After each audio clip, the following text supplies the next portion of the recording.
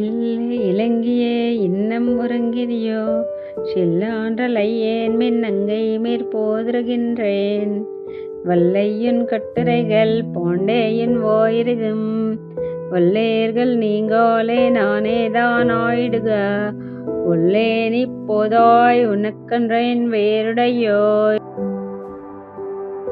எல்லாரும் போந்தாரோ போந்தார் போந்தனிக்குள் வல்லானாய் கோன்றனை மாற்றத்தை மாற்றலிக்க వల్లానాయ్ మాయనై పాడేలోరంబావాయ్.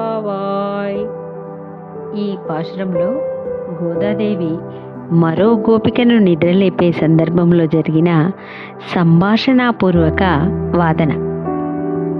10వ గోపికను లేపుతుందిప్పుడు గోదాదేవి. ఓ లేత చిలుక వంటి కంఠమాధుర్యం కలిగినటువంటిదానా, ఇంకా నిద్రిస్తున్నావా, లేసిరా అంటుంది.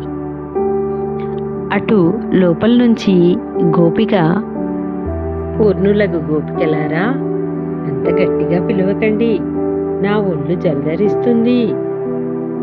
బయట ఉన్న గోపికలు, నీవు బాగా మాటలు నేర్చిన దానివి, కౌశల్యంతోనూ మరియు కాఠిన్యంగా మనసుకి గుచ్చుకునేటట్లుగా కూడా మాట్లాడగలవు నీవు.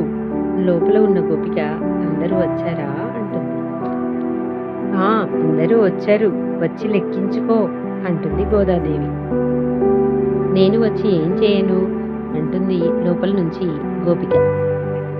అతి బలిష్టమైన కంసుని గజమైన కోలియ పీడాన్ని మరియు కంసుని యొక్క శత్రువులను సంహరించిన మన మాయావి అయిన శ్రీకృష్ణుణ్ణి కీర్తించుదాం రా అంటూ పిలుస్తారు బయట ఉన్న గోపికలంతా కలిసి శ్రీకృష్ణుణ్ణి కీర్తించడానికి బయలుదేరుతారు.